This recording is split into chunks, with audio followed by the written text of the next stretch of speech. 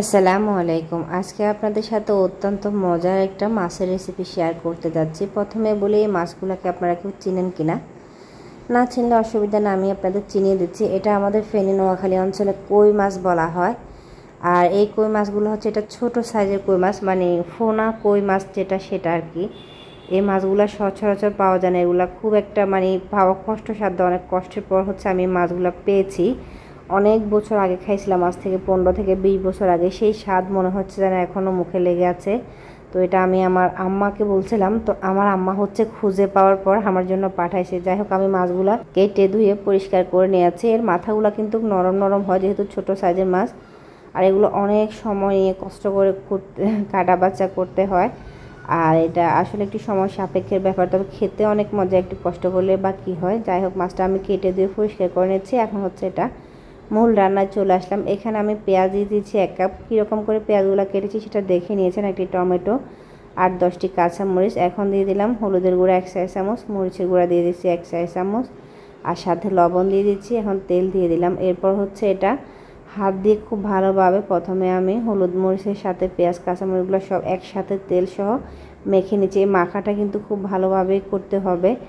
এভাবেই কিন্তু আমরা আগে যখন রান্না করতাম এভাবেই রান্না করতাম। এর টেস্টটা কিন্তু মনে হয় অসাধারণ লাগে। প্রত্যেকটা রান্নাটা আলাদা আলাদা একটা প্রসেস থাকে, সেভাবে রান্না করলে সেই রান্নাগুলো খুব বেশি টেস্ট হয়। এখন এটা খুব ভালোভাবে আমি মেখে নিয়েছি।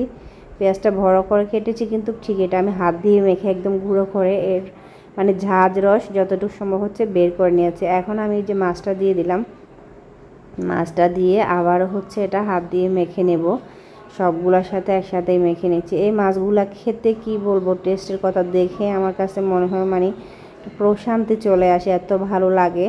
আর অনেক বছর পরে পাইছি, অনেক দিন পরে একটা বিষয়, তো এটা মন ভরে সুন্দর করে রান্না করে খাবো। সবগুলা মিক্স করে আমি হচ্ছে এখন হাতটা ধুয়ে যে মশলাটা ছিল হাতের সাথে হাত ধুয়ে একটু পানি দিয়ে দিচ্ছি। খুব বেশি ঝোল এখানে দেব না, হাত ধুয়ে এখানে হাফ কাপের মতো পানি ব্যবহার করে নিচ্ছি। এই যে এখন আমি চলে যাচ্ছি চুলায় মাছটা বসিয়ে দিয়েছি।